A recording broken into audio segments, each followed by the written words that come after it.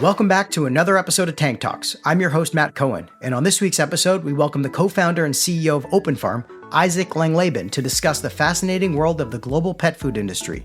Isaac shares his journey initially working in consulting and private equity, and how he ended up helping his partner Jacqueline with their first pet business, Pooch, in the evenings, and why he decided to eventually leave the world of finance and join Jacqueline in launching a sustainable pet food business. Next, we dive into the early days of OpenFarm and how the company survived the first few years when no investors would believe in them. We finally understand how the company delivered an impressive 85% year-over-year growth since its inception and how it became the 7th-ranked pet food brand in North America. Isaac and I discuss OpenFarm's commitment to a sustainable brand and how the company was able to secure over $140 million in capital from General Atlantic and others.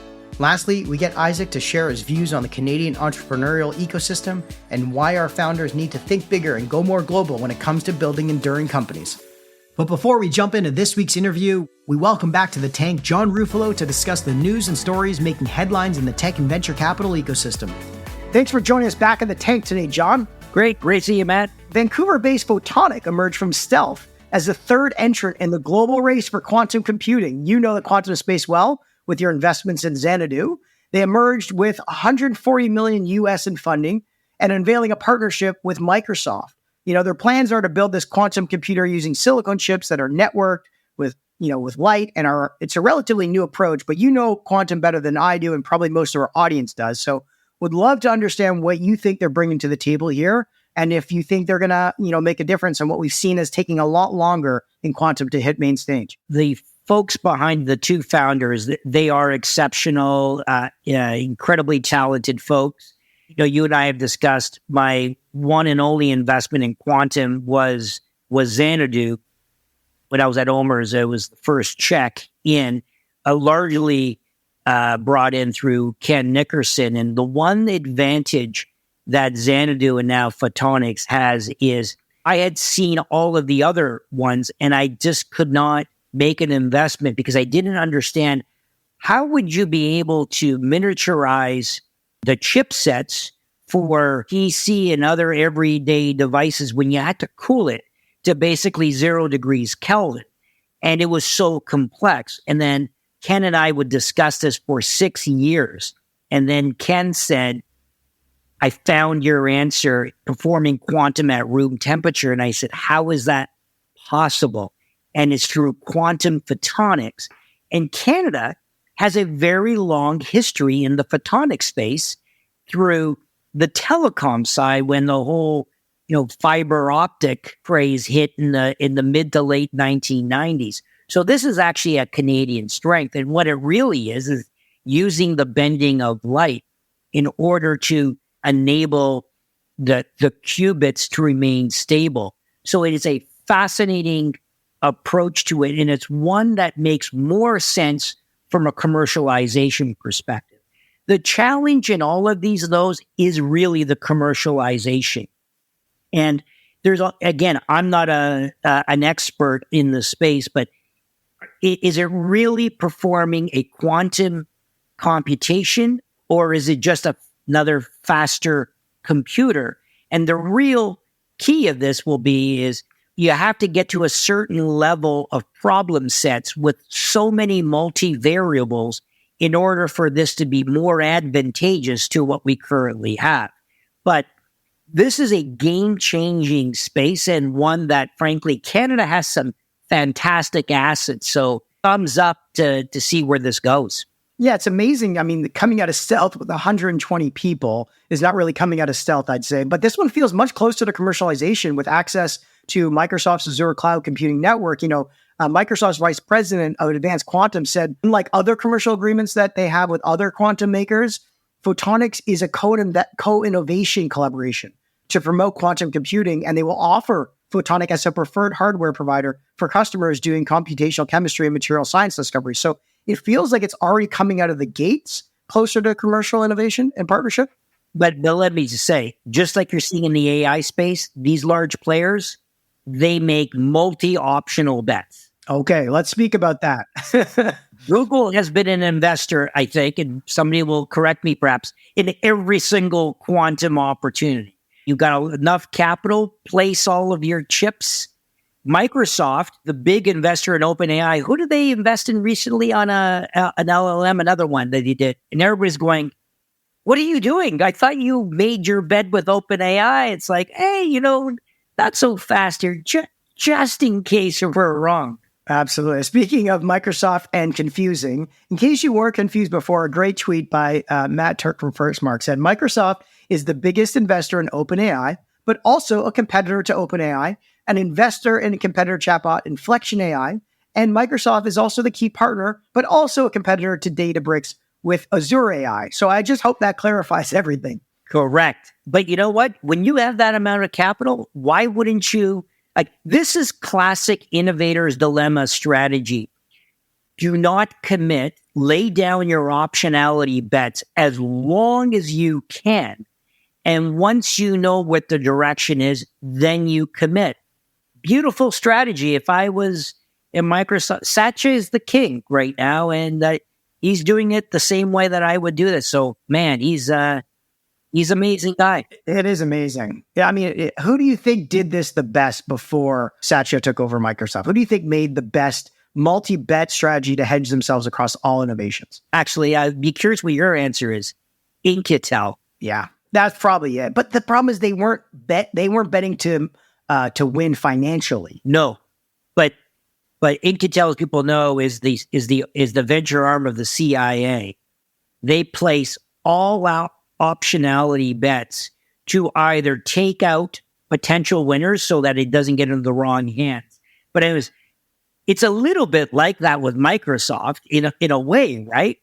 Because sometimes you make these bets to kill competition, right? And that's what people watch out. Do you have one in mind? Well, I guess like Google Ventures was doing this, but on a smaller scale.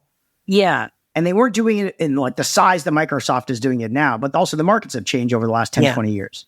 I was going to say Google as well, but they haven't done it this clearly, in my view, as Microsoft has. So, yeah, that's a great question. I have to think about that one. Yeah. Speaking of big bets, I mean, yesterday, we saw the announcement of OpenAI's Dev Day, and there was a lot to be announced. I don't know about you, but if I was an early stage pure AI investor, I'd be scared shitless right now because they just destroyed pretty much everything consumer AI, everything enterprise AI, and all things AI for developers. Oh, and also they announced an app store. So you can now create your own custom versions of ChatGPT that combine instructions, extra knowledge, and any combination of skills. And OpenAI is basically letting anyone create their own version of ChatGPT. So what did you think about this? I'm astonished on how quickly they're productizing so many areas. Now, it's also could be problematic. If they can pull it off, massive kudos, but it's usually very, very difficult to go after a consumer and enterprise space at the exact same time. What my sense is, if you're in the consumer space, man, I'm not sure I'd be an investor from that perspective. And based on what my conversations with other LLM players, they basically have said, you know what, we're not going to touch that consumer space. It's also quite fickle as well, too. They're going to stay in the B2B space. But just as you mentioned, ChatGPT is clearly trying to hit that space as well. So we'll see what I think the more interesting will be in the enterprise space because who's going to win out on that battle. But that app store, that is, if people remember, when people talk about the iPhone versus the BlackBerry, it had nothing to do with the device, really. It had nothing. Yeah, it was the App Store. It was the App Store they got out-innovated because it enabled them to scale up at a much faster rate and with higher margins by capturing first remember the words, the consumerization of IT? They hit the consumer side first and then hit the enterprise. Is OpenAI following this exact same model? My thoughts on this, if you're going to say as an early stage investor, if you're going to invest in consumer AI tools or wrappers that they're being called right now, you just can't assume that they need tens of millions of dollars to get to a profitable or successful exit. Maybe $1 million or so to build a lifestyle business or business that can do, 10 million of ARR a year or something like that, those could come out. But you have to right size the capital that goes into these businesses, knowing that you're capped on the upside because they're going to get taken out by some of the bigger ones or taken advantage of. Enterprise, though, you're probably right. There's still venture backable companies that are going to come out of that because they need to be model agnostic, enterprise compliant, security compliant, a lot of those things that maybe OpenAI is not going to be the best at. And also people don't want to be only tied to the OpenAI models. But I mean, the cost right now for some of our companies to take advantage of GPT-4 Turbo is really cheap, and it's going to lower their prices even more. So I'm very excited to see what that does. But you know what other company is trying to compete with ChatGPT? The founder of OpenAI, co-founder, I guess, Elon Musk, with his new AI startup XAI, to create his own version of compete with ChatGPT. So, I don't know what you think about this, but he tweeted last week, teasing the AI system XAI that they've been developing called Grok, I think is the way you pronounce it. What do you think about this? And what do you think the possibilities of this, drawing on the knowledge that they obviously have at X? What is this going to do for ChatGPT as a competitor, or nothing? The big question for me is going to be the closed AI or the closed LLM systems versus the open source. What if through this they blow wide open the open source, which I think it's Facebook, or it's Meta. That's, I guess, Llama is focused on the open source. Meta's Llama. Yeah, Llama, right. It will be interesting because if it becomes open source and, is this going to be more of a Linux sort of situation? Does that actually undermine everything that Microsoft was trying to do with OpenAI, for example? I think it's Elon trying to still keep his hat in the ring. I think he's got a lot of other bigger problems to solve at X, that this feels like a little bit of a hand wavy, in my opinion. I don't know about you, but I would rather fix the foundation of the house than maybe trying to, sell a feature that may not actually develop into something really valuable for users right now. While you've got the whole world burning apart, you'll buy what's happening on platforms like X or TikTok, but we'll save that for another chat. One thing I got to ask you, have you seen this new Humane AI pin that was released? The square device that goes on your chest. It's a camera and a microphone and a motion sensor.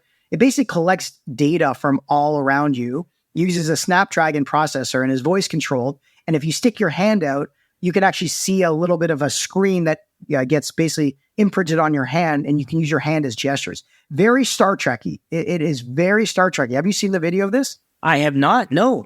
It's wild. So they came out and they're releasing this in about a week or two. It's using a T-Mobile wireless network. It's trying to basically remove screen time so there's no screen time, but it is tethered to a smartphone and a smartphone iOS app. But it's a pin that goes on your chest, and you can talk to it. It can play music. It can use a little camera to display images and directions and stuff, and the time and your calendar on your hand that you stick out in front of you and use your hand as a screen. It's wild. I'm just trying to understand, though, but what's the problem that it's trying to solve, though? That's the greatest question. There is no problem. The problem is they're trying to get rid of the screen, and they're also trying to leverage the power of AI to think and interpret signals and noise and motion from around you without you having to control it with a screen and an app. I guess the problem they're saying is everyone's on their phones trying to get information out of the phone and to then use it in the real world, whereas this can interpret the real world around you and process it using a very powerful AI chip based inside of it to actually do things before you even maybe ask for them, or slight gestures to create. It's crazy, but it just shows how close or fast this technology is moving. Yeah, it sounds very gimmicky because I would say if you were to have your phone in your pocket and you have your earbuds on and it's Siri is talking back to you and saying, well, what is really the difference? The other question I'll have is, again, I haven't seen it. I'm anxious to take a look at that now, but is the whole security and privacy aspect of when it's an always on world like that. So they have that trust feature built in. Is actually one of the things in the video they show is they call it the trust light. So when the light is on, that means it's recording. And when the light is off, it's not recording. But again, I agree with you. Everyone's got their phones. Everything in the world right now is fully being recorded, but it is very crazy. The complexity of what went into this product, a small pin with a battery pack on behind it. You've got software, AI, hardware, cell connectivity, and a UI UX, built into one small little device. It is impressive from a technological feat, but from an application standpoint, who knows? Until next time, John, thanks for joining us on the tank today. Great. Thanks, Matt. Now let's jump into the tank for this week's episode with Isaac Langleben from OpenFarm. Thanks for joining us in the tank today, Isaac. Hey, Matt, thanks so much for having me. Isaac, I've been waiting a long time to have you on the podcast, and probably almost 2 years now since we reconnected. But I've been following your story alongside Jacqueline's, your partner, since we went to high school together almost 20 years ago. But for the rest of our listeners who aren't familiar with you and your story, it'll be great if you can give our audience a brief background on yourself, where you grew up, and what the early parts of your career path entailed.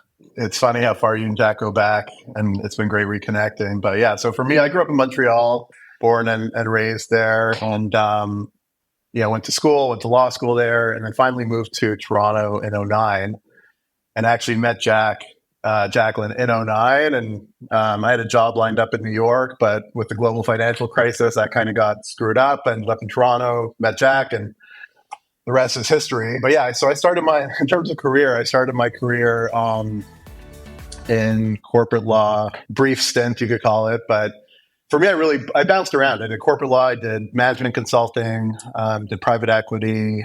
For me, it was always just about learning, working with great people. Like each of those jobs, I took a pay cut to get, but just got a ton of great exposure and great mentors along the way. And all kind of prepped me in some way for starting my own business. So I probably had 2 to 3 year shelf life in any job before I got kind of restless. And doing what I do now, it's fun. Like every year is different, every quarter is different, new challenges. So I think they kind of set me up well for what I'm doing now. Yeah. So you talk about your early career. You were consulting at BCG and then private equity at Clairvest.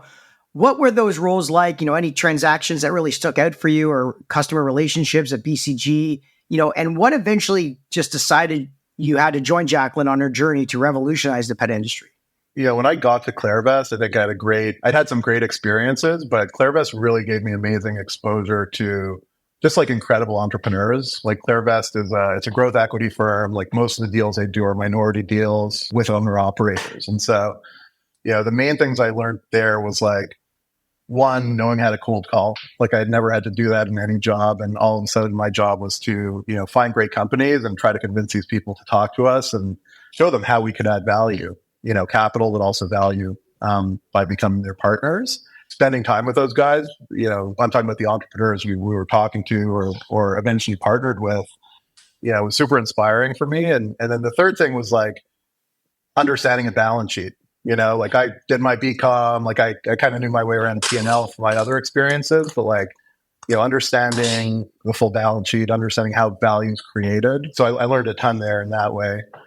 Consulting on it, the most direct link to what I'm doing now in terms of OpenFarm and making food for dogs and cats definitely was from BCG, where, my 3 years there, I really worked in the food space. So with big CPGs, making food like in the US and Canada, and just got a ton of exposure, manufacturing, supply chain, M&A, sales and marketing end of it. And just really got a passion for physical products, how things are made, and kind of seeing a product through from an idea to like actually being able to hold it in your hands or see it on the shelf. That really got me excited. And, Jack had already started a business in the pet industry. And I think it opened our eyes to like, whoa, this is a huge industry. It's a lot of fun. There's a ton of opportunity. Really, we just kept seeing new opportunities, and food was one of them. It was like that 2 to 3 year shelf life in your head was always like, what's the next idea? But when you realized that how big the pet industry was, there was just new ideas that you could do within the overarching business of what you guys were obviously building. But it's also interesting to hear that you connected, cold calling and sales in the private equity world at Clairvest, which a lot of people don't think about because they think, oh, private equity, they just like get deals fed to them. It's not that way, actually. It is a lot of, smiling and dialing. And then at BCG, you got to see like the biggest companies with the biggest problems to solve that still were not being solved, right? Yeah, 100%. And that's, I think for us, for Jack and I, when we talk about the pet industry, it's really always been about, it's the same consumer. They're just buying products for their pet instead of for themselves or for other members of their family, right? And like since we've gotten into the industry, obviously pets are so much a part of the family now, but that hasn't, that's been evolving over the years. And so like, all of our businesses really have been about how are we closing that gap between what's available for pet parents and what's available for just like overall consumers. And Open Farm for us was a pretty personal one because we were already becoming so much more mindful of like the way we ate. Jacqueline was a vegetarian. Like we were becoming, we were definitely focused much more on nutrition, where our food was coming from personally. And when it came to our pets, we would go to the pet store and ask for products that kind of shared those values, or whether it was better nutrition or understanding, what was actually going into the bag. And they kind of looked at us like we were crazy. That was an opportunity where we had, I had that experience in food. We had that passion ourselves. It was something we were looking for our own pets. We've been able over 10 years to close that gap. I'd say at the beginning, we definitely thought we knew a lot more than we did about it. But to your point, it's a great industry. It's huge. Pet food's a $50 billion plus industry just in North America. So we saw this as a huge opportunity to kind of transform how people are feeding their pets, and while having like a really positive impact in terms of sustainability, animal welfare in food, how agriculture is done in our country and in the US. And so it's been a fun ride. Yeah, I mean, look, Open Farm celebrated its 10-year milestone, or will be, this year coming. But let's go back a little bit just so our audience understands like the real origins of Jacqueline's creation of Canada Pooch, where you were obviously an investor, an advisor. Can you tell us a brief story on how that got started and turned into like a cult phenomenon among pet owners in Canada and the US? And then obviously you speak about how it transitioned to your eyes of like the food actually going into our pets and not the coats they were wearing.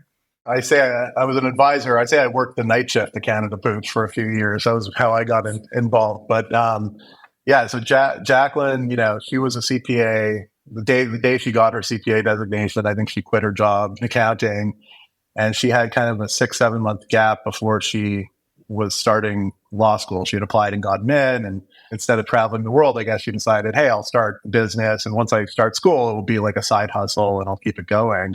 She's always had a love for pets. We had 3 and we have 2 dogs now, but at our peak, we had 3. So we're huge animal lovers, obviously. We had some friends in the pet industry, some family friends, and they took her to a trade show.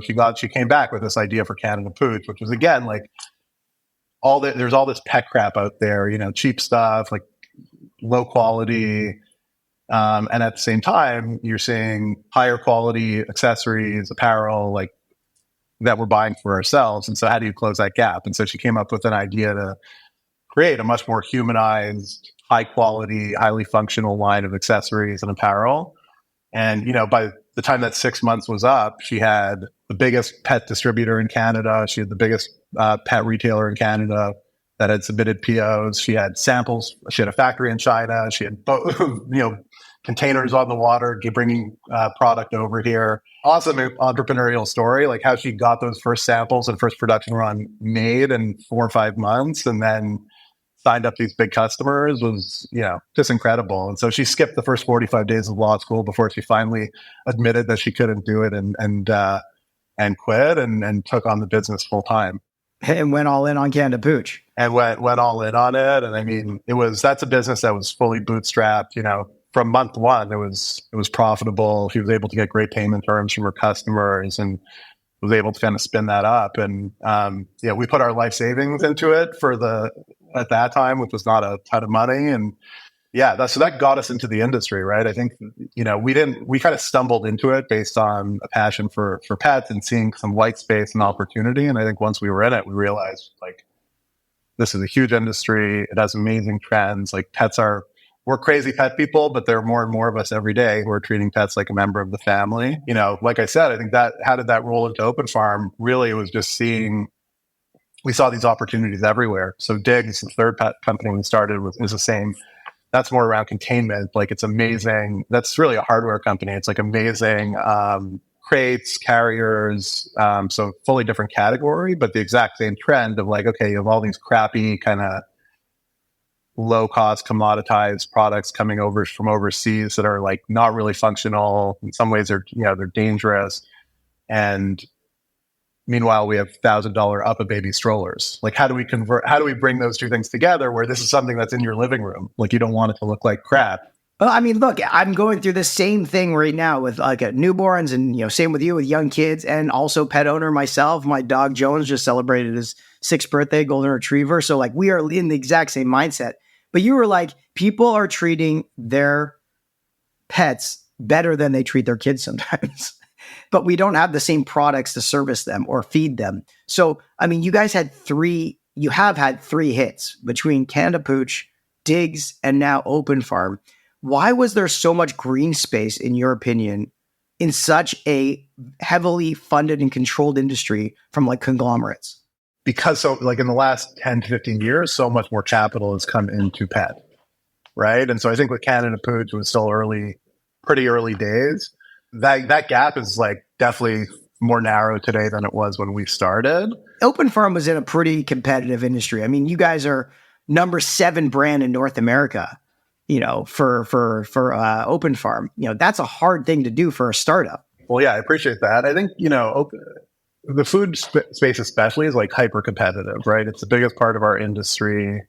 There are hundreds of brands, but at the same time, you have the biggest CPG companies in the world that have like massive presence in the industry. I think for us, I guess a consistent thread across the businesses and definitely with Open Farm is like, it's always been about how do you stand apart and then how do you stay really focused and like just have a lot of belief in that differentiation and that consumers are gonna value it. And so, in the case of Open Farm, I think, like I was saying, back in 2013, 2014, when we really started and then launched the brand, most of the people we pitched thought we were crazy. Like we were kind of pitching at that time as like, hey, this is whole foods for your dog. It was still very early in the better for you movement, even for people, for us. But we were just obsessed with that mission. And we did a lot of things differently in our supply chain that were made our lives more difficult, whether it was finding ways to make our packaging recyclable or finding farms that have never worked with pet food companies, right? Or getting our our co-manufacturers to, partner with us on like our traceability programs. And I think doing that when you have zero revenue is hard because you're kind of convincing people you got to find people who will share your vision on that. And so I think in a lot of ways, it's like, you need to really believe that consumers value that and that you're going to be able to build a business around it. And we were just obsessed with that. And I think, and that helped us differentiate, really stand apart. And like fast forward to now, it's like natural foods, better for you products are everywhere. Like Walmart and Costco sell more organic food than Whole Foods does, right? And so I think that persistence early on and just focusing on doing something different kind of let us carve out this place for ourselves in the industry. That's amazing. I mean, you've seen consistent 85% year-over-year growth since 2015. Maybe you could elaborate on Open Farm's like commitment to regenerative agriculture and innovative solutions. And you were talking about how you've gone up the supply chain to educate them and say, look, this is going to be better for you and for our customers, and we're all going to win. How was that education process handled? How difficult was it early on? Like you said, or like I was saying, early on, it's hard on all sides, right? Because when you're doing something different, because you're starting with zero revenue in business at, in a lot of conversations, it starts you just with less credibility than the next guy, right? And less volume to throw around, for better or for worse. And so, for us, we've always like business as partnerships to us. And we view that like definitely on the customer end, but just as much on the supplier end. Sure, for us, we had a vision, and it's about how do you communicate that to people and get them excited about it.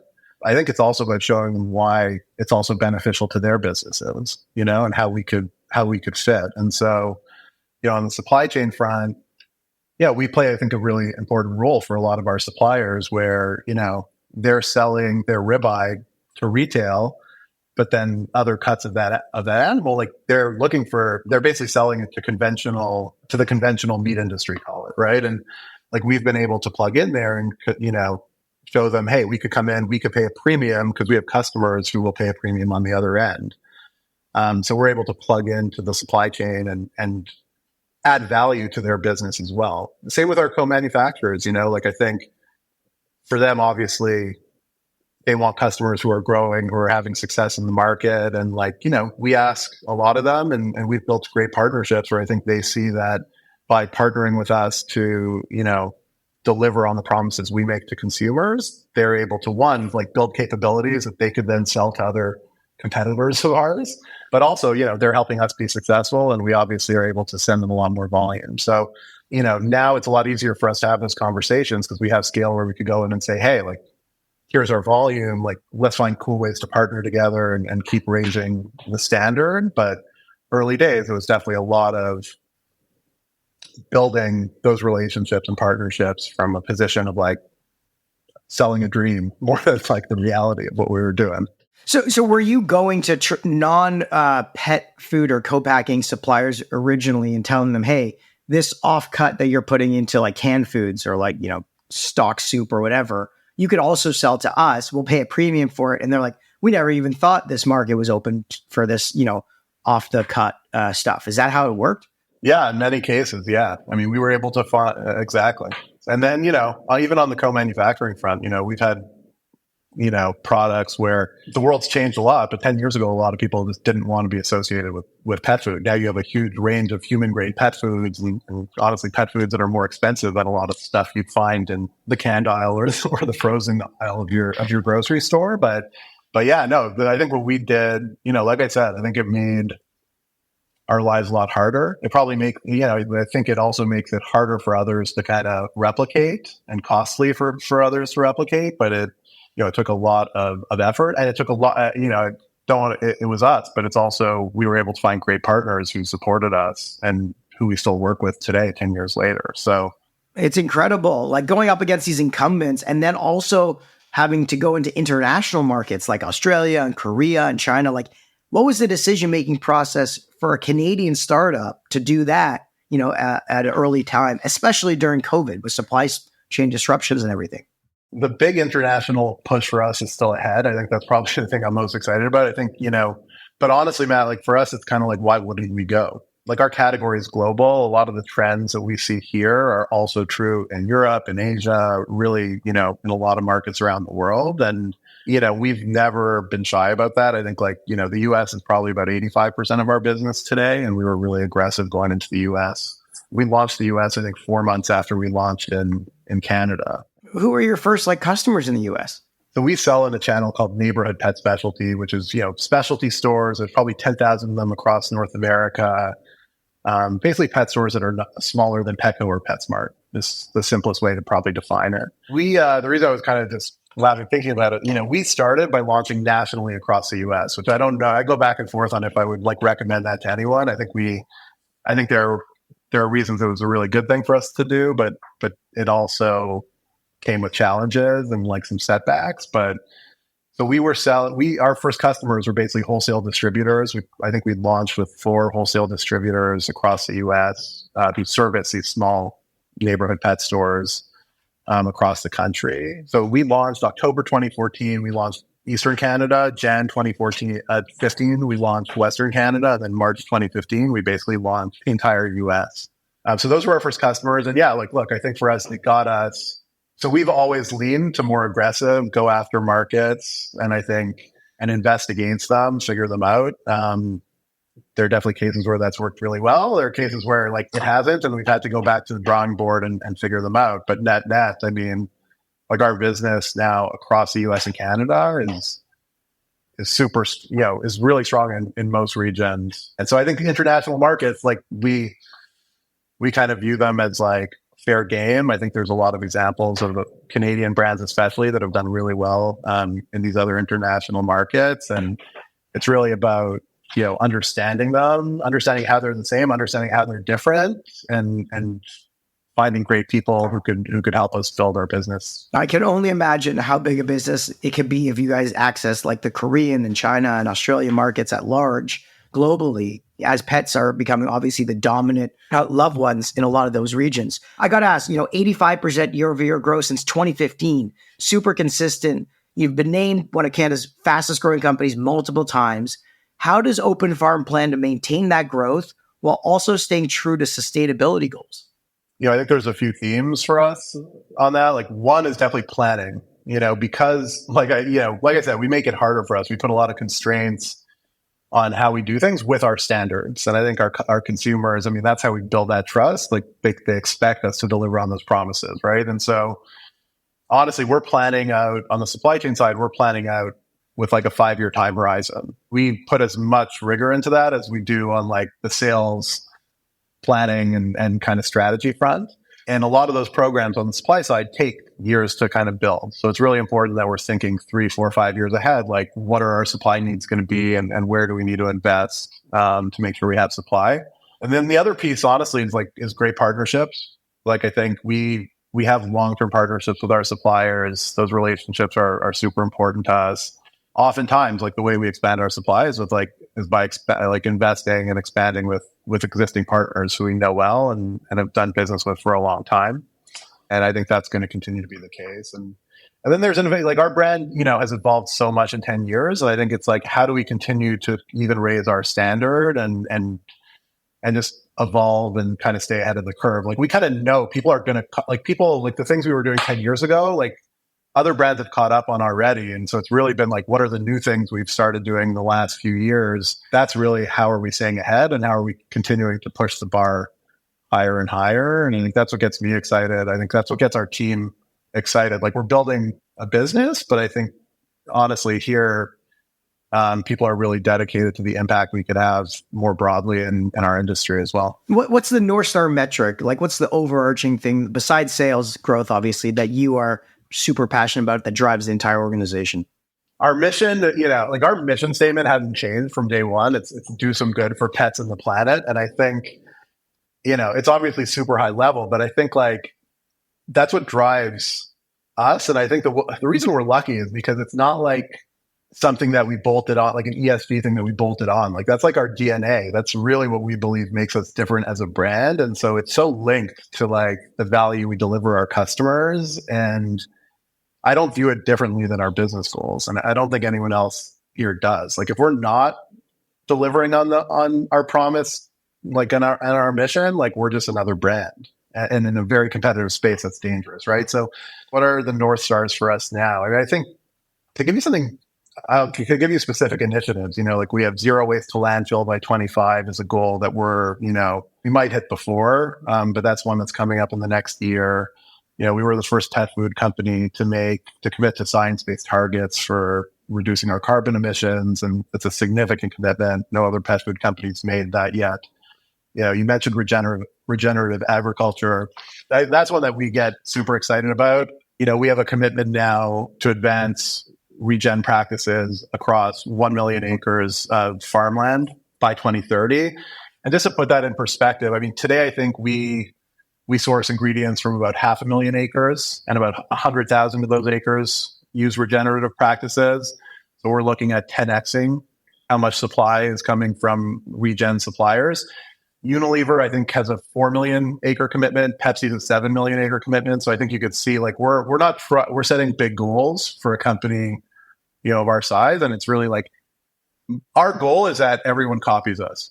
And I think when you say what's our North Star, what gets us excited, I think that's what gets us the most excited. When we do something and 5 years later, we see that industry leaders, these big CPGs are following that path and they're viewing that as a standard. I mean, that's how we know we're having major impact. Oh, yeah. It's also how we know we need to set a new bar. But, I think that's the game that we're in. I mean, Open Farm is literally revolutionizing the industry standards for the pet food manufacturing industry. That's crazy. A Canadian startup to do that on such a global scale is quite impressive. Obviously, you've caught the attention of incredible investors like General Atlantic. You've raised over $140 million in capital. What was that process like, given your background at BCG and private equity? How did you land on them? And how have they played a role in, Open Farm's growth since they became partners with you? And I think that experience at Clairvest was super valuable because I guess I got to see a bit of the other side of the table. And, I'll say as minority investors there, I think I really got to see what is a great partnership and what are you looking for in partners. And so that really helped us a lot in figuring out who do we want to work with and realizing that it's not really just about who could provide capital, but it's like, who could provide value that helps us grow the business, who are partners that you want to have on your team when things are great, but also obviously when things are more bumpy. And I think we've been really lucky in that way. GA, so they've been an investor now for for just under 3 years. They've been awesome partners. They've been great to work with, super supportive, value added in areas where we've needed them, whether that's, a lot in terms of the geographic expansion we're talking about, hiring, some of our debt financing that we've done lately. And we have multiple investors. Like Encore Consumer Capital was one of our first institutional investors. They came in 2017 and are still invested, still active. Howard Schultz, his family office came in 2017. They've been huge supporters. I think from each of those, one, we have a great dynamic, which I think we're fortunate to have, where, super supportive board. We get a ton of value from them. And it's been, I think, very important to our success to have great partners in the business. I mean, it's incredible. Canadian startup, Howard Schultz and General Atlantic, two of the biggest names in, CPG and retail and investing, on your board and minority investors is a huge testament to the role you guys are playing in changing this industry. I guess, what were some of the challenges you faced, though, on the journey from Open Farm in 2015 all the way through COVID, and how did you overcome them? You mentioned it earlier. Probably the biggest challenges we've faced, at least in the last few years, have really came in 2022 with all the supply chain disruption from COVID. Like that was, there's obviously it's been a series of challenges, but I think that was a shock to the system. I think for all businesses that were in consumer products, retail, you saw massive inflation, you saw a huge spike in demand that made just availability of, forget the price you were paying for ingredients, but it was like, are we going to have the ingredients when we need them to make product? Obviously the ports and anything that you were shipping overseas, or, we bring in a ton of lamb and grass-fed beef from Australia and New Zealand, like lead times for that became very extended. So, that was a super challenging time. I think, how did we overcome it? One, obviously things got better as time passed, but I think, our team did a phenomenal job. I think a lot of it goes to planning. On the supply chain side for us, that's the biggest thing. And it's like when you start to see things going wrong, or when you feel like risk is higher, can you plan and build enough buffer into your supply chain to manage it? And part of that is like, do you have the balance sheet that allows you to do that and hold more inventory, manage lead times better, manage delays better? And so I think it was a combination of being just, well positioned financially that we were able to invest, but also honestly, that was a really challenging time for it. Like our team has extremely high standards, like on the operation side, like, we hold ourselves to high standards in terms of like amazing product quality, but also having product in stock, having high fill rates to our customers. That was a battle because it was a time where it was really hard. And I think our team did just an amazing job kind of pushing through and doing the best we could through what was a crazy time. Yeah, it's still lingering. For the pet food that we buy for our dog, I've noticed a lot of changes. One, they're out of stock often. I have to call like 6 stores to get it. And two, the kibble size has changed. The bags have gotten smaller and the kibble's gotten smaller and the volumes have gone down. So it still seems like it's rippling through the supply chain for a lot of other providers out there. Is it still impacting you, or are you guys back to where you guys were pre-COVID? Prices haven't come down. And I think that's one thing that like everyone's watching. And, in some, overall, like ingredients, what we're seeing is some have come down and some have more just, everything has stabilized. Some have come down a lot, some have come down a little bit, and some are just kind of flat. And I think everyone was hoping they would come down substantially back to where they were pre-2022, and they might still. But then overall, we're seeing the supply chain functioning a lot better. Transportation, whether it's ocean freight or domestically, is better. Manufacturing capacity is better. I think it probably depends on the category, but things are a lot better than they were 2 years ago. That's for sure. I gotta ask you though. We gotta get you some Open Farm kibble, because our kibble size is the same. It hasn't changed. Okay, then we're gonna get it. We'll talk about that. Okay, so I want to switch gears a little bit. You've been an entrepreneur since 2015, building, Digs and Open Farm, and obviously, helping out on Canada Pooch. But you've also started kind of advising and investing Canadian entrepreneurs. What are you seeing in the Canadian entrepreneurial landscape? What's your take on the startup ecosystem here in Canada? And how are you trying to get people to think like you and Jacqueline, to go bigger, to go more international and not just sort of get caught up in the stigma that we often hear about with Canadian startups? Yeah, this is something that definitely I've become more passionate about, I'd say, in the last year, where, yeah, we've been fortunate. Like you said, we've been able to raise significant capital from US investors and from US lenders over the last 6-7 years. And it's been critical to us growing our business. And I just think there are so many companies here in Canada that don't get that access, whether it's on the equity side or the credit side. I think in the tech space, like where you live versus where I live, I think there's been like much more progress in the last decade, which is amazing. I'd be curious to hear your thoughts more on like where that's at and how much better it could, where there's still room for improvement. But where I live, it's like, you have a lot of disruptive companies in the consumer space and the retail space and e-commerce and just non-tech industries. I think it's on all fronts. I think it's like, how do you get more risk capital into our economy? And to me, it should be from our banks. It should be from our pensions, where we have huge pools of capital that we're not deploying in Canada. And I do think I think you need the risk capital, and then you need entrepreneurs who are willing to then take it and take risks. And it's like, how do we just motivate them and kind of give them the support that they need to do it and be successful? Well, I'll tell you what we're seeing. I mean, the pensions say that there's just not enough opportunities for them to write big enough checks into in Canada. There's not enough, private equity, $250 million checks they can write. So they got to write co-investments alongside Blackstone and KKR. That's what the pensions would say. And from the bank's perspective, they don't make a lot of money from technology, investing or lending early on. It's a very long-term bet. And they make too much money from all the other fees and wholesale commercial lending businesses that are paying them now versus, tech businesses that can't pay maybe and may never be able to pay for quite some time. And it's a lottery ticket for them, and they don't want to be in necessarily that business. Now, that has changed a lot since SVB has obviously gone a little bit down the line. Banks like RBC and Scotia and CIBC Innovation Banking, they are picking up the pace. But I do find your comment interesting because I know a lot of operators of traditional businesses, search fund friends, that have also said the same thing about the banks not being as aggressive for their traditional businesses, which are EBITDA positive. So what do you think that's because of? Like, why did the American banks come and take on your risk and provide such great, credit versus the Canadians? Well, that's what I was going to say. I mean, we were an SVB client, right? So we went through the whole process of kind of refinancing our credit facility this year. And yeah, honestly, it was surprising. Like with where our business is at today. Yeah, when we did our initial deal with SVB, I understood it because we were earlier stage and our profile was just different.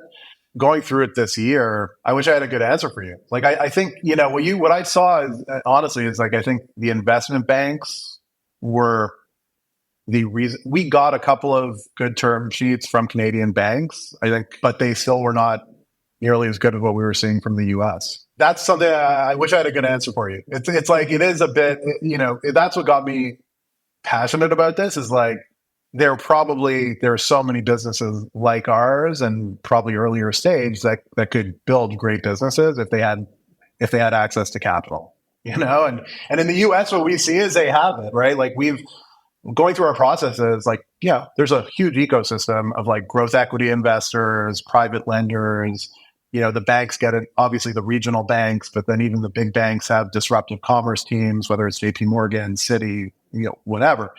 We just don't have anything that even comes close to replicating that ecosystem in Canada today. Yeah, it's a mixture of competition and I think education, just really getting them caught up on what the new version of these businesses are, like yours, and what that risk reward appetite needs to look like.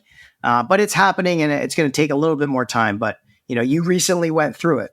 Yeah, the only thing I'd say, Matt, on the pension thing, because I think no one's expecting. I don't even know how many hundreds of billions of dollars of capital. Like if we just aggregated our pensions together, I don't think anyone's arguing they need to be allocating 10% to Canadian private companies. But if they took 25 basis points, it would probably have like a material impact on our economy.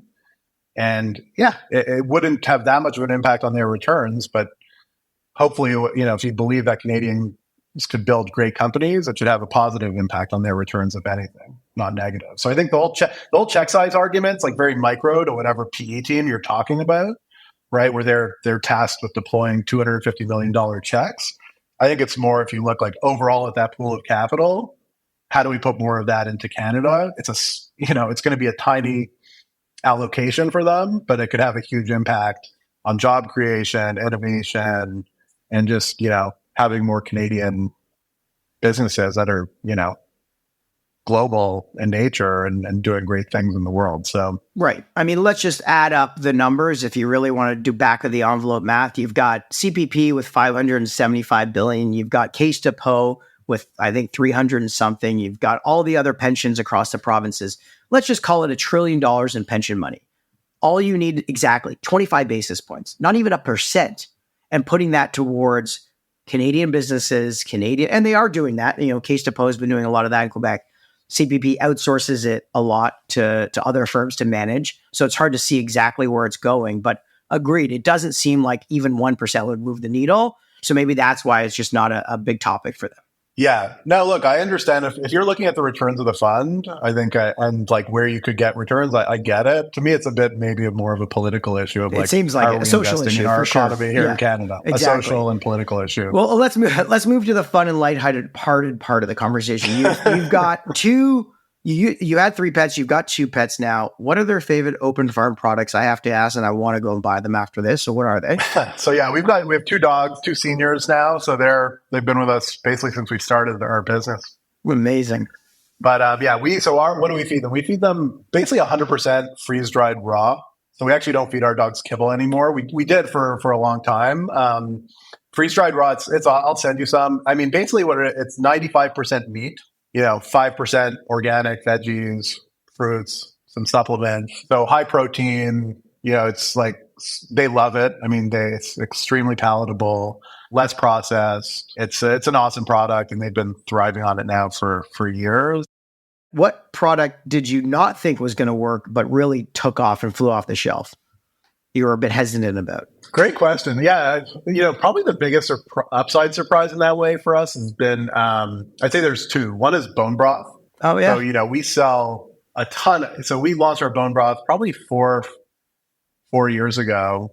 It's one of our highest velocity products. It's only 6 SKUs. But yeah, I mean, it has tons of benefits for pets. I mean, it's high in collagen, which in terms of hip and joint, it's great. And you pour it on top of the kibble, like dogs love it. And we're finding more and more pet parents they don't want to just put kibble in the bowl. They want to have it be a bit more, fun for their pets. They want their pets to enjoy it, and they want to add more nutrition. And so a lot of those toppers we're seeing really do well. And I think it's kind of a win-win. It's obviously more products for us, but it's also better nutrition for pets as well. Yeah, I was going to ask you, how many SKUs do you have now? So we're about 185 SKUs. Okay. And do you want to keep them at a certain limit? We are probably in 8 categories now. So kibble's our biggest category. And I think we view that as like everyone feeds kibble. And like a lot of kibble is not very, it's not very good, right? So I think having a premium, like great quality kibble is really important. It brings people into our brand. It gives them an option for people who want to feed that way to still get great nutrition and have products they could really trust and feel good about. But we've expanded that to freeze dried, like I mentioned to you. We have a gently cooked product, which is actually sous vide, human grade. It's probably our most high end product. We have obviously treats, we have supplements, so it's a range of categories. It's not like we have 200 kibble SKUs, but I think for us, it's like we're only adding products where we think there's a real need. And that's why we've gone more broad versus having just like more and more kibble. It's like, where can we actually solve a problem for pet parents, and where could we add value? So we're going to have more SKUs, but it's going to be in a thoughtful way, not just in the interest of having more and more products. I mean, the industry is massive. You said 50 billion. There's, insurance, there's telemedicine, obviously everything you're doing in the, supply industry. What is one surprising fact about the pet food industry that most people don't know about?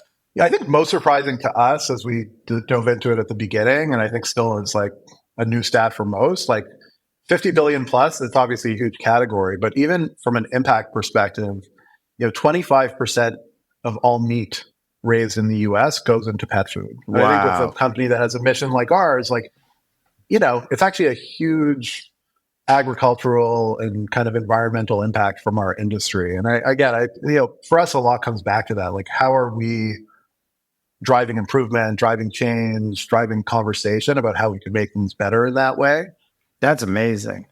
So do you think like the Beyond the Meats of the world will ever infiltrate the traditional pet food industry and remove some of that traditional meat supplements? We've spent a lot of time kind of in that space. And I think they're great, they're interesting companies that are doing some exciting things there. And, I think it's a bit farther out. And I think, our focus yet to be proven. And, for us, we think there's a lot we could be doing within our existing supply chain and as an industry to drive significant improvement. And that's really where we're focused, because we think it's like clear and present right now. And, it's going to continue to be important even as those kind of emerging technologies come into play. Yeah, for sure. Yeah. Before we jump into our fast favorites, I've got to ask, what's next on the horizon for you personally? Any new ventures or projects you can share with our audience?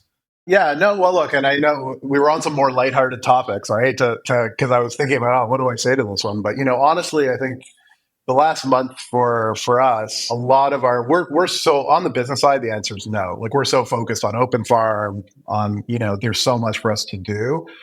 I would say the last month for us, since the Hamas attacks in Israel and the ongoing conflict now, we've been, it's obviously been shocking. I think for us, seeing a lot of the reactions in Canada and kind of anti-Semitic events has been surprising, and just, really sad. And we're action-oriented people. We're kind of, obviously, we're doers. When we see an opportunity, we go for it. And I think for us, we've been really trying to invest time, energy, resources, and what are we doing to raise awareness of anti-Semitism here? And how are we dispelling myths? How are we at least bringing some education, awareness, dialogue around that topic?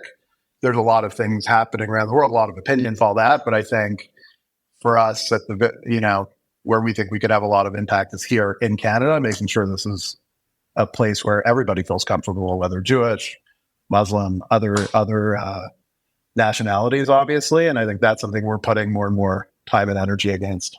Yeah, absolutely. I mean, you and Jacqueline have been incredible leaders in the Canadian entrepreneurial space, but also in the community, and also doing everything you can to make this a better place and a better country for all entrepreneurs and participants. So thank you for that. Before we finish up, we always ask our guests for their fast favorites. So first off, your favorite podcast. So for me, honestly, I listen to some business podcasts, but for me, it's really like winding down. I'd say probably the Ringer NBA show or Bill Simmons podcast, but something more related to sports and business. Nice. Next is your favorite newsletter or blog? Axios is still my kind of daily update, I'd say. You've been in Axios, haven't you? Haven't you been in it? Yeah, we got a little mention. We got a little mention once. Next is your favorite tech gadget? I'm a huge barbecue guy. So actually my Traeger Timberline I got this summer, app enabled and all that. That's been I just bought one for my brother for his 50th birthday, the Timberline 885. Amazing. I'm very excited for him to use it. Yeah, he'll love it. If you have any good recipes, please send them over. Next is your favorite new trend?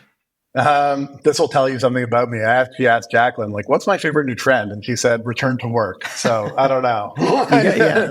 But, that's a big one. But that's a big one. Yeah. I recently just started Brazilian Jiu-Jitsu, which I think is a new trend. That's huge. I'm a very beginner, but are you going to take on Mark Zuckerberg or Elon Musk after that? I don't think so. I'm starting with like private lessons. We'll see how, I can't be fighting anybody. All right. Next is your favorite book or Jacqueline's favorite book? Every night is pizza night. That's what I read with my daughter, my 3-year-old daughter every night now. So awesome. I'll see that one. And last but not least, your favorite life lesson. So this is one actually a high school basketball coach of mine named Scotty Rosansky yelled at us repeatedly while we were practicing. But I think it's honestly been one that I remembered that I've applied is just no regrets. And I think, you see something, you just go for it. And the worst thing that could happen is thinking about, I should have done that 5 years ago, or I should have made a different decision. So no regrets. That's the one. Short and sweet. Perfect. I love it. Well, thanks for joining us in the tank today with co-founder and CEO of Open Farm, Isaac Langleben. Thanks, Matt. Hey everyone, thanks for tuning in to another episode of Tank Talks. We hope you found today's conversation as insightful as we did. If you're enjoying the show, we've got 3 quick things to ask of you. First, hit that subscribe button on your favorite podcast platform so you never miss an episode, whether that's Apple Podcasts, Spotify, Google Podcast, or YouTube. Next, follow us and stay up to date on upcoming episodes and behind-the-scenes content on social media with Twitter, LinkedIn, and Instagram. And lastly, share the love. If you found value in today's episode, share with a friend or colleague who'd benefit too. Your support helps us bring in more amazing guests and keeps the Tank Talks engine running. That's it for today. Until next time, keep disrupting and innovating.